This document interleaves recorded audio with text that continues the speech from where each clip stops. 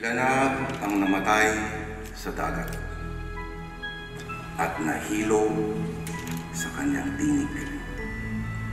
Ilan ang pumanaw sa yelo. Ilan sa hangin walang pakpak, paikot-ikot, paikot-ikot, paikot-ikot.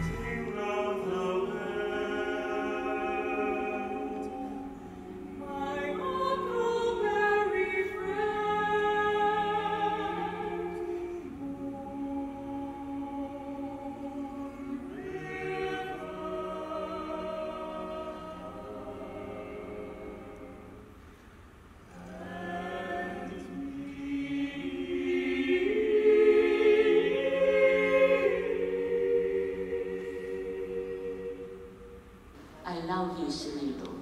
I will always love you. Like the lotus, to break purely from mud into the grace of light, to lock in memory the music of the rubrics, love contemplates the world by nurturing the engine of nationhood. He was so human, so knowledgeable of things and their significance. In his relationship with the fellows, I discovered that the workshop was more about finding your true worth as a person than about crafting a masterpiece. We're all brothers, Engel would say. The small plane soon arrived. Passengers lined up to board it. I stood up to say goodbye to Engel. He said, "Good luck." Then he shook my hand. I felt him press something into my palm. When I looked later, I saw it was a $50 bill. I walked quickly to the airplane. That way, he would not see me crying. Katulad ng kanyang mga tula, ang kanyang buhay ay isang malayang taludturan kung saang binibigyang buhay ng wika ang saganang bukal ng imahinasyon, pag-asa, ang mga pangarap at kaganapan ang anumang posibilidad. Ang kanyang buhay na malalim na nag-uugnay sa mga titik ng salita, mga salita ng sinisintang wika at wika ng kanyang sining.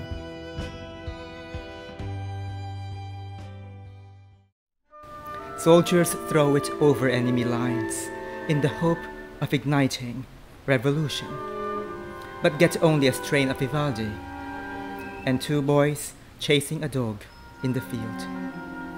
Is this not the presumption of being, that we fear getting it all at the same time? How we would speak, how we would do. Ang kanyang sining na siyang naging tunay na panitikang bantayog, hindi lamang ng mga Filipinong manunulat, kundi bantayog rin ng Filipinong kagalingan at kalinangan.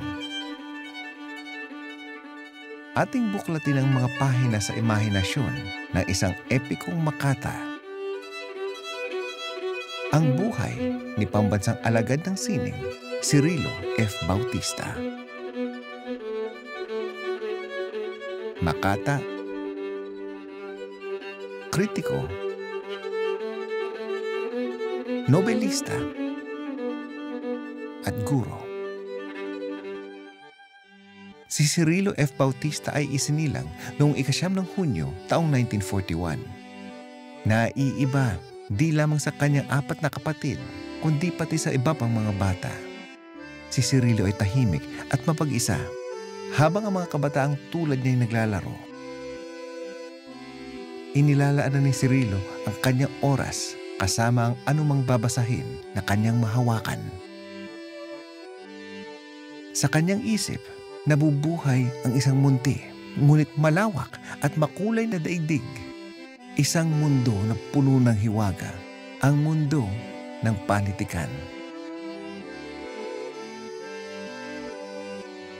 Lagi niyang sinasabi, mahirap sila. And he went to school, nakabakya. Ang magandang niyang istorya, yung umuulan at basa ang ground, yung kuya niya, binababa siya. You know, the putting at the back, yes. Para huwag siya mabasa. To him, that was an act of love from his kuya. nagkikwento tungkol sa kabataan niya sa balik-balik, no, na nahirap daw sila, na yung sa bahay daw nila noon, pag kumakain sila, pinapauna yung tatay saka yung kuya kasi sila nagtatrabaho. So kung anong matira, yun ang paghahatian nilang mga mas nakabatang kapatid. Hindi siya bitter. In fact, sumusulat siya about it. No? May mga essay siya na sinusulat niya yung mga yun.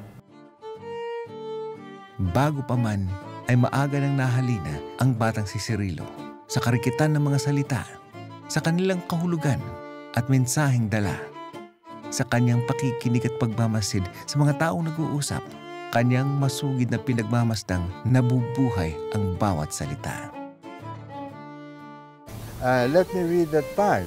Yeah, he says here, I started writing poems in grade school. That means the Legarda Elementary School in Manila. That's where he was born. He was born 1941. Perhaps my poems now exude the harsh realities of life.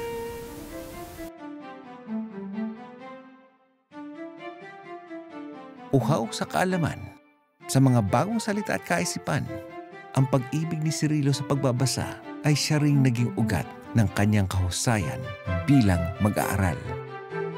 Nagtapos bilang First Honorable Mention sa elementarya.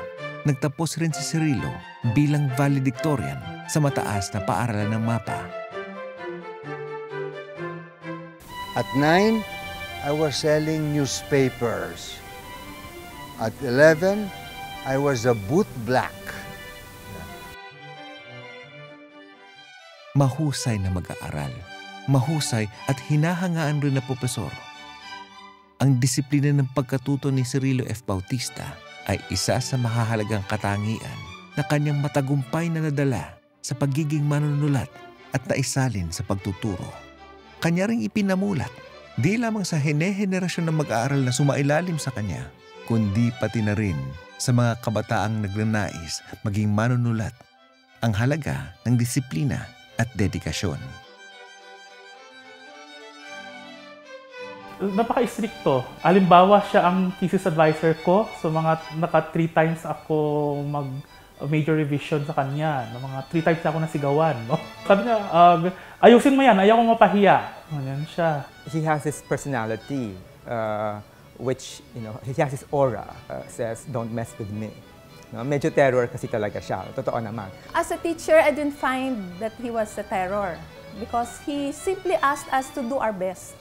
In fact, after graduation, I often sat in his classes, his poetry classes.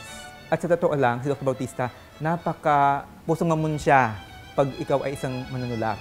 Pag nag-aspire ka na manunulat. Kahit na makulit ka, nahina ka, ang reaction niya lagi, kaya mo yan. Proud, proud, proud. Pag sa workshop talaga, nagme-mentor .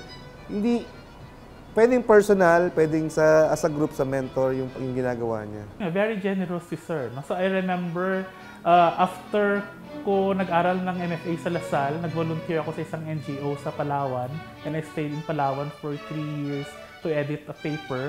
Pinuntahan nila ako ni Ma'am Rose. Sometimes I go with him if I have no other commitment. And he really does it so that he can do something for the writers.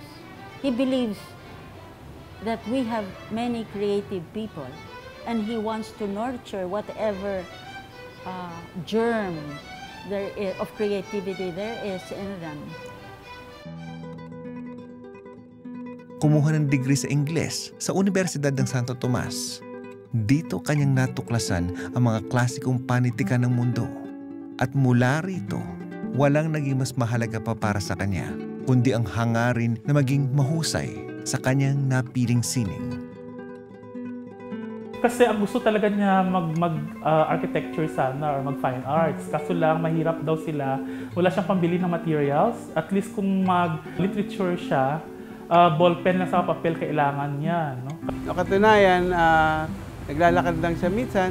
Nagsimula siya bilang manunulat. Kagaya ko sa The Varsitarian. At that time, Cirilo was editor of the Varsitarian, UST. where he graduated magna cum laude. There were two things that combined to count for the output that he has, and one of which was formal scholarship, and the other one was inventive imagination. So he had those two working for him, and those resulted in the works that he had put out. Imagine epics, short stories, and poems, plus the fact that he was also into painting. So, kaya kung makita nyo, marami siyang mga paintings dyan kasi yung talagang first love niya is painting. Napakarami niyang drawing o croquis at bunga ito ng kanyang paglalakbay. O minsan pag upo lamang sa isang sulok, ang dami niya na naiisip. Abstractions yung kanya. Half of the time wala kaming ginagawa. Siya, kung hindi nagsusulat ng poem, nagdududel ng yung artwork niya. So mahilig sa visual art. Katunayan, merong isang chromatex. No? Ito ay exhibit na noon ay ginagawa sa Pinaglabanan Gallery na dinilipat sa Cultural Center of the Philippines. Sa main hall, it was an exhibit of poets who liked to do visual expressions. So all of us did either painting or sculpture based on our poems or in relation to several poems. Ganun siya kahusay. Hindi lang limitado siya sa panitikan o sa salita, kundi sa sining visual o imahe. Matapos sa kolehiyo, inanyayahan ng isang kaibigan ni Cirilo sa St. Louis University sa lungsod ng Baguio upang magturo ng Ingles. Kasabay ng pagtuturo, siya'y kumuha at nagtapos bilang magna cum laude sa kanyang masteral degree sa panitikan. College siya sa Baguio, St. Louis. When he put out his first book, he was still in Baguio. At dumiretso sa doctoral sa St. Louis University. Kaya meron siyang ugnayan sa Baguio. Siya ang kinikilalang ama ng Baguio Writers Group, no, na magpahanggang ngayon ay kinikilala naman siya bilang tagapagtatag. Kahit siya ay hindi naman talaga taga roon.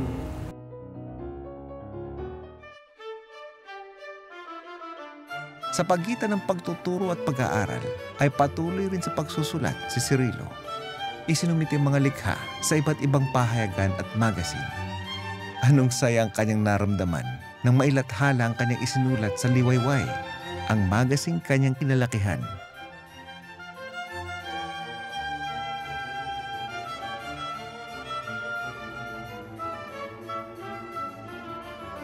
Si Cirilo Bautista ay hindi lamang makata, hindi lamang kritiko, kundi periodista.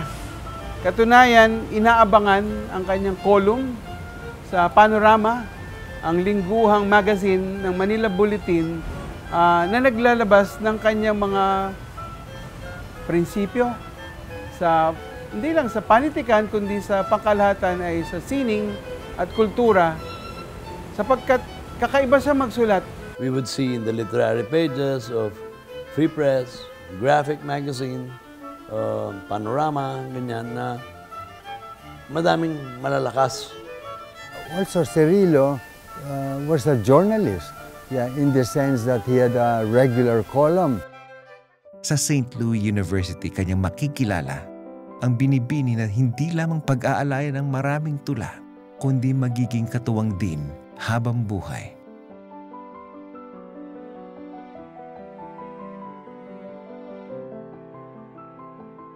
What did I feel when he dared to just come and ask me?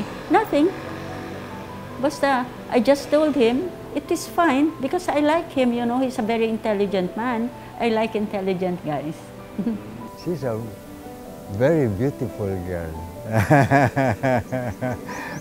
When they met each other in Baguio, because that's where he first taught, Cirilo, St. Louis University. Yeah. And she had many suitors, inggit sila, when Cirilo came into the picture. So when he was my husband, he was still my friend. He was basically still my friend, more than anything. The husband is just the fact that we got married, but we could still relate to each other, we respected each other, we could read each other's mind.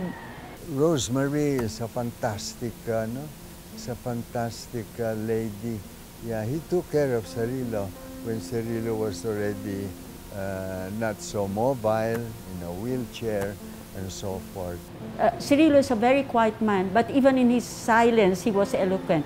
You can see how he feels, or maybe I can see how he feels and what he's thinking of, even in his silence. Because there are different kinds of silences, you know. And when I was married to him, I already knew the different kinds of silences.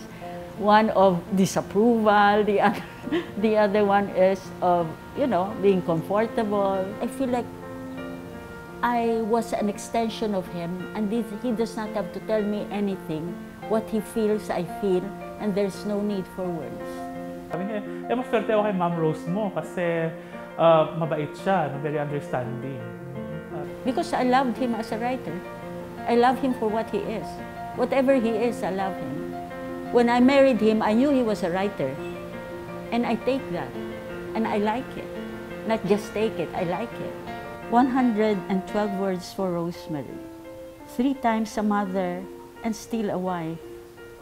Moving in life's most troubled times. She marks her claim on memory. Rosemary, alive, aflame.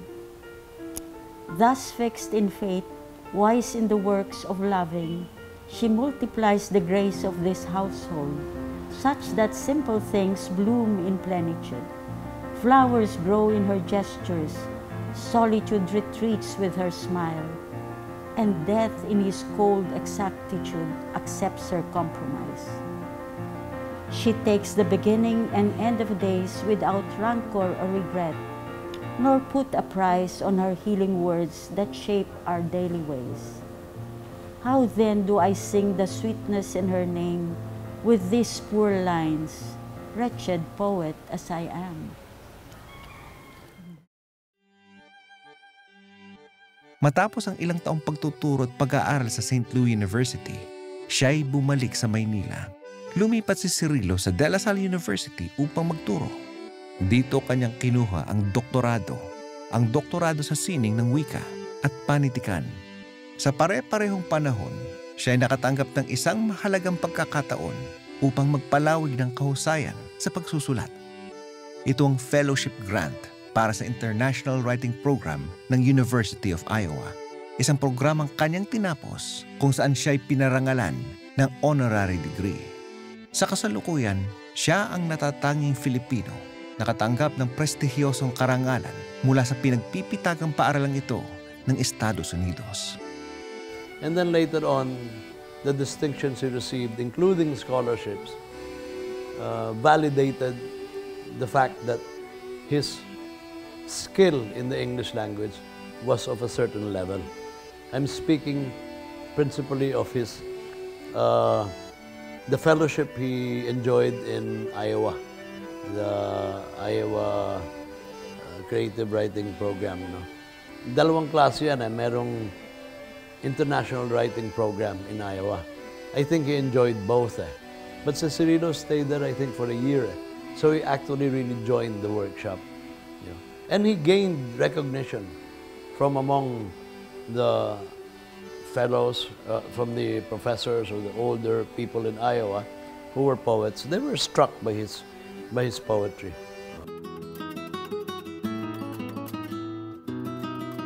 Nanumbalik sa Pilipinas, nailathala ang kanyang unang librong naglalaman ng tula na nagwagi ng ikalawang pwesto sa Carlos Palanca Awards nung siya'y 27 taong gulang. Simula noon, ang mga panitikang obra na kanyang nilikha ay tuloy-tuloy na umani ng parangal hanggang kanyang makamit ang Palanca Hall of Fame Award taong 1995. Bata pa siya noon. I was much younger. Immediately, I was impressed by his poetry. Kasi you can see that he had mastered the language. Not only precise, or he turned it into the way that he wanted it to be, meaning symbolic language. But he also had musicality in his writing.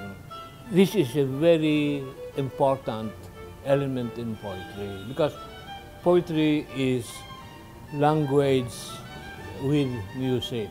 Si Cirilo, from the start, pinag-iisipan yung poetry. Hindi kung ano-ano lang. There was a concept, there was an ideation that he would explore with his lyricism in poetry. Sometimes lyricism, sometimes dramatic poetry in terms of his epic poems. No? Malalim yung kinukuha niya, tsaka yung sakop, yung larangan, yung scope. Even his experimental poems were deeper than most other what you call graphic poems, na yung minsan yung structure niya on a page, merong arte, ganyan. He would try his hand at that as well. Hindi siya yung tula na para sa lahat. I mean, para sa lahat siya, pero hindi siya yung tulang mabilis maintindihan ng lahat. Kailangan talaga mag-isip. So, sang-ayon ako kay Crip Yuson sa kanyang pananaw. Bagamat mas kilala sa pagsusulat sa wikang Ingles, bibihira ang kagaya niya na pwedeng magpatintero sa wikang Filipino.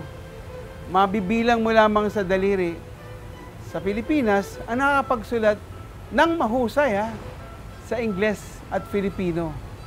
Malayo sa traditional na anyo ng panulaang nakagisnan, ang makabago at makatang estilo ni Cirilo Bautista ay malalim na tumatagos sa iba't ibang dimensyon ng tula. Tumatahak sa iba't ibang posibilidad ng mga salita at lumalanda sa masining na diskurso ng iba't ibang paksaing na hihimbing sa kamalayan. Perhaps, what he has illustrated is the Filipinos' skill, consummate skill, with the language that we have borrowed from our colonizer. Now, not only have we borrowed it, but we have made it our own to a point that we can say, I'm writing in your language, but now I'm expressing myself in a way that you have never been able to understand. And in that sense, I'm no longer a colonized artist, but I'm free from you. That is one of the important things that Cirilo has done. How to liberate a colonial language that he had borrowed or had taken, from its history, from its own history. If you are a lover of language, if you are mahilig sa tula and kahit hindi tula, mas mahirap maintindihan, mas maganda. Kasi ang hinihingi ng poetry is you stop and slow down. Sinasabing quality ng tula ni Cirilo na mahirap intindihin is that napakayaman ng laman ng tula niya. Yung paglubid niya ng mga salita ay hindi ganun kadali. His poetry is not, you might say, easy reading. Yeah. You have to really go inside the poem, you might say. You have to have a figurative sense of language. Yeah, so it can be very difficult. Ang isang napansin ko sa kanyang mga tula, particular ang mga epiko niya, hindi mo alam ang susunod na linya. Hindi mo mahuli. At sa tingin ko, ang husay ng isang Cirilo Bautista ay kung paano niya na itatago ang susi na ipapahanap sa kanyang mga mambabasa. Makapangyarihan ngunit mapagkumbaba, matapang ngunit malumanay, maingat ngunit mapangahas. Ang mga katha ni Cirilo Bautista ay kaganapan ng isang intelektual na balintunay na kumakawala mula sa normal na pamantayan sa paggamit ng wika. Ba't kailangang basahin? Kasi isa siyang hindi siya basta makata lang Isa siyang historian. Inilalahad niya yung kanyang perspective tungkol sa nangyayari sa history natin. Napaka-visionary niya sa poet, no? Siya talaga yung may vision kung ano ang Pilipinas, ano yung pagiging Pilipino. Our poets, whoever they are, including Cirilo, They are our own, with scholars of course. Now, I will not include the other artists and scholars. Our writers are our own best critics and interpreters of our own culture, our own history. He's a primary figure in Philippine literature. And I would say not just contemporary literature. His work will stand the test of generations of appreciation, as evidenced by the 3 volumes of poetry criticism, or more of an anthology, done by Hemino Abad. 1 volume ends with Cirilo, the generation of Cirilo. Para iangat mo ang iyong kaisipan to the level that he is in, you're doing yourself a favor if you do that. Because if you just read poems which have no challenge, you're just there. But he can bring you up to a certain level and make you think and make you admire the abstract. Mga pagkilala, parangal, at mga gawad na di mabilang na nakamit ni Ginoong Cirilo Bautista sa paglipas ng maraming panahon bilang ipinagdiriwang na makata, nobelista, sinusubaybayang periodista, iginagalang na kritiko at minamahal na guro. Ang lahat ng ito'y bunga ng kanyang wagas na pagmamahal na tapat na inalay para sa sining ng panitikan. Ang hiwaga at ligaya na dala ng mga salita na bumibihag sa kanya ay siya ring nagpapalaya at literal na nagbibigay kahulugan sa kanyang buhay.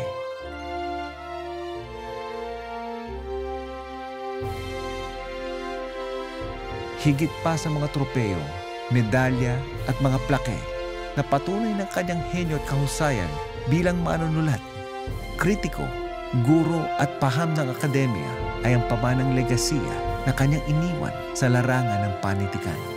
Mga obrang nagpapanatiling buhay at nangangalaga sa mga alaala ng kanyang bayan. Kanyang patuloy na ilinalapit at ipinapaalala sa mga Filipino, mga Filipinong alaala na kanyang itinatak sa mundo. I have a favorite poem by Cirilo Bautista. Yeah. And he calls it Address to Himself. Yeah. You know, Morse poetry is parang secretly autobiographical. Secretly. Because the poet has no choice. He draws from his own life experience. Yung address to himself, kasi di ba nasabi na parang nag-wrestle with words, no? Yung poet, no? Address to himself, parang kinakausap niya sarili niya, no? Na kahit na mahirap magsulat, no? Kahit na walang pera sa pagsusulat, kailangan pa rin natin magsulat. Because it tells us what he thinks about poetry, what he thinks about language. Language is the supreme invention of the imagination. So language and imagination are actually one. And therefore, the sense for language is the basic poetic sense. May tula siyang patalim, yung paborito kong tula niya, no? Tungkol siya sa mag-asawa na nagsasaksakan araw-araw. No? Dinefine niya or nilarawan niya yung paano ba talaga magmahal. Yung tunay na magpagmamahal na sinasabi niya na nagkakasugatan na kayo, nagkakasaksakan na kayo, and in the end, masaya pa kayo. So, ganun yung pag-ibig. Ang pinaka-paborito kong tula kay Cirilo, which is mahaba, although I can read a short excerpt, is ang tula na ang pamagat ay Rizal at La Trinidad, A Windy Day. Yan. Ibig sabihin, yung tula na ito, it depicts Rizal talking to himself on a mountain top, which is La Trinidad in the mountain province. And the whole poem, I think, is a recounting of a personal view of Rizal over what happened, over Philippine history. So yun talaga epic, yun yung history, kasaysayan ng Pilipinas, no, sa pamamagitan ng epiko, no, tatlong epiko. No? So sina Magellan, di ba, sa The Archipelago, yung unang libro, yung paano nagsimula ang Philippine Archipelago. No? The Archipelago is the first in the trilogy of St. Lazarus. Yeah, lalo yun. You know, but the thing with Cirilo is, it's not only personal. He read our history, yung mga Spanish, he read them. Yeah, he read them, and so he draws from them. Yeah, and that's why, that's part of the difficulty, because we have not read his sources. That will be part of the difficulty. Some of the lines then, you commit to memory, all that this island fathered, that is all, or something about Rizal speaking to Josephine. You know, naging reading matter ko yan every night na you get impressed by the lyricism, the music of his lines, the depth of his celebration of Philippine history, parang with the point of view of Rizal and all that, malalim.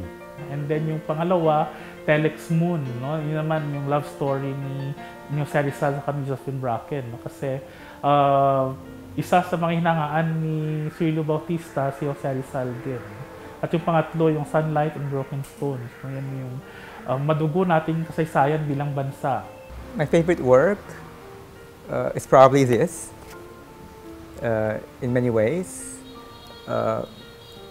It's a collection of lyric poems, right, about all sorts of things, mortality, transcendence, about the people, about us. At higit sa lahat, ang kanyang paglinang at pag-akay sa panibagong henerasyon ng mga Filipinong manunulat patungo sa mga dakilang layunin na nagpapahalaga higit pa sa sariling mga adhikain, tungkulin na kanyang matapat na ginampanan.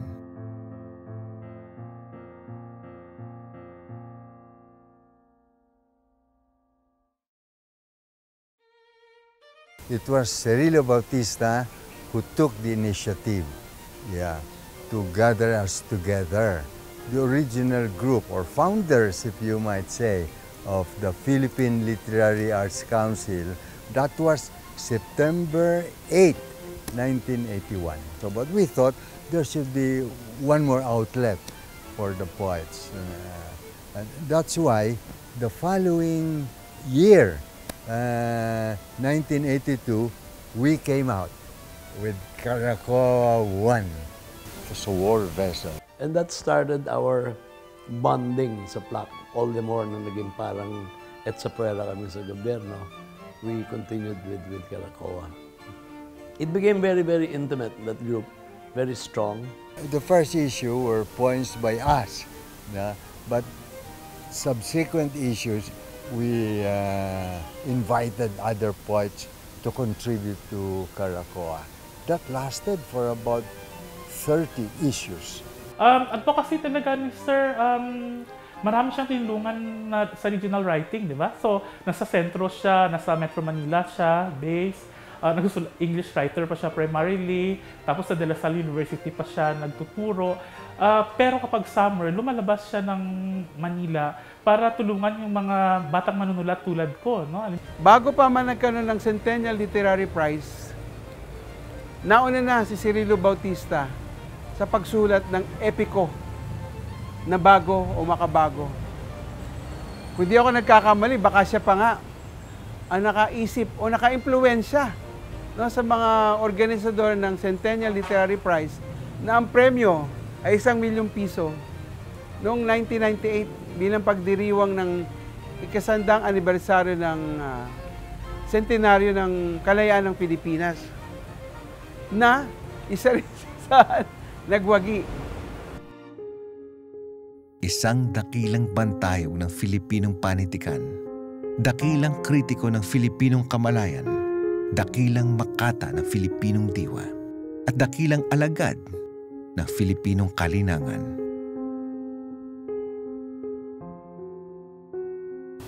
So if you ask me, did I know he was leaving during those times? I did not know until I went to the hospital. And even when I was in the hospital, I was hoping, because we go to the hospital often, and I was hoping it is just one of those things that there can be a remedy for him. But then the problem was he could not breathe.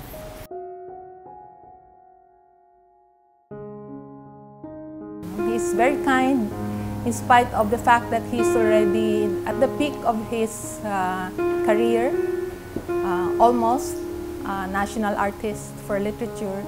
He found time to mentor us, especially in our poetry. He's been very inspiring. Alam mo, malaking ambag na yun, tumula siya eh. Isa sa mga katangian niya ay magaling siya magturo. Yung hindi mo maintindihan, pagkatapos ng session na yon, naunawaan mo. So isa siyang magaling na mahusay na teacher. Well, the one advice that he had is there should be no bar at all for a writer to write. You should keep on writing, and that's always what he said.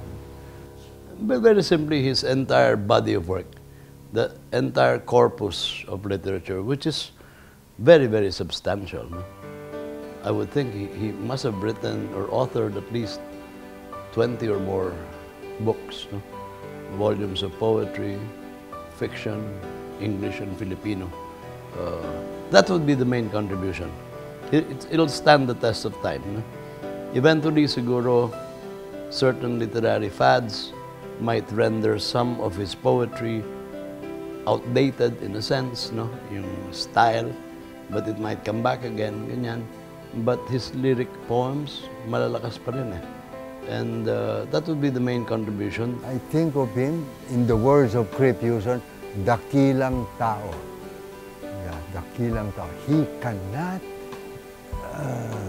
stomach the misery of other people because of the government, corruption, and things like that. No.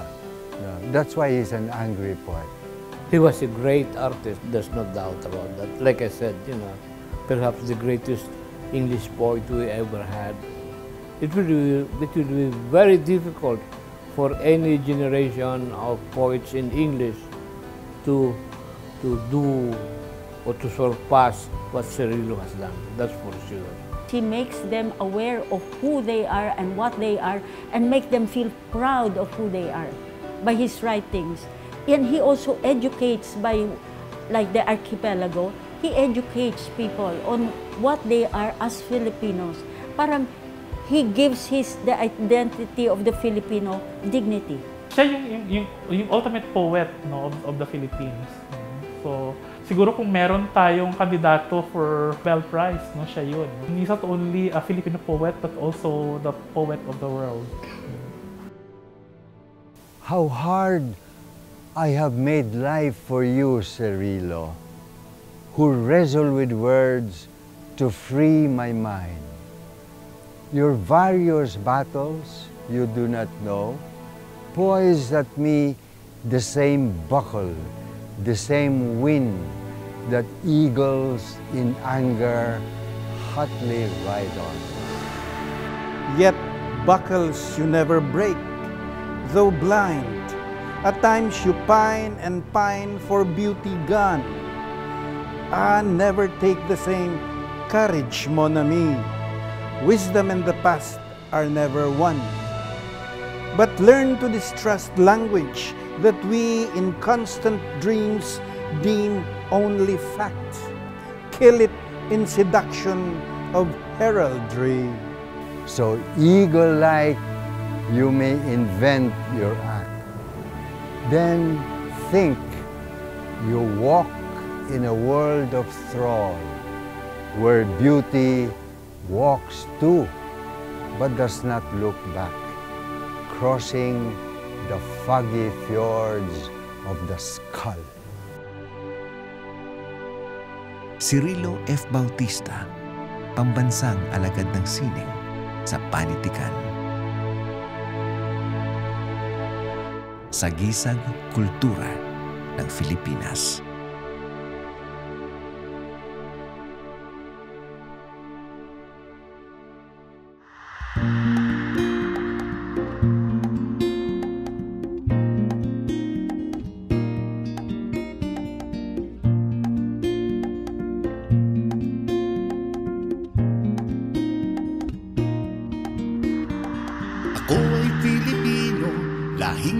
panglahing matalino, nalakbay ko ng mundo.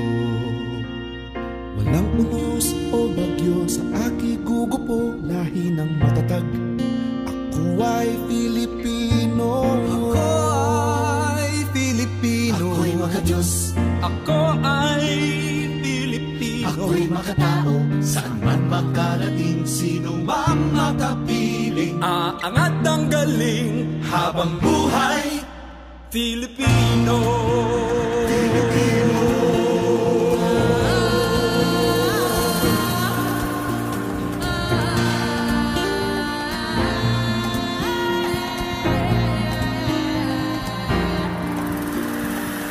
Ipagsanda ang mga isla, magkakahiwalay ngunit nagkakaisa. Tahanan ng aming lahi, mga pook na aming ninimiki. Puno ng kasaysayan, puno ng hiwaga. Sa mga lugar na ito nakatanim ang ugat ng pagka-Pilipino.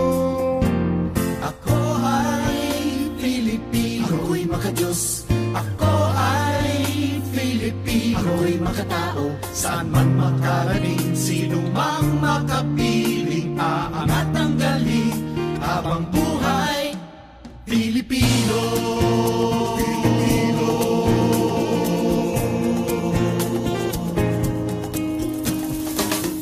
Kami ang lahing kayumanggi mula sa bughaw na langit at dagat. Mula sa pulang animoy dugo, hinalo sa dilaw na araw at bituin. Yan ang kulay ng katatagan, yan ang kulay ng kagitingan, buong tapang na sumisigaw. Yan ang Pilipino. Ako ay Pilipino. Ako'y makadiyos. Ako ay Filipino. Ako'y makatao. Saan man makarating, sino mang makapiling. Aangat ang galing habang buhay. Filipino.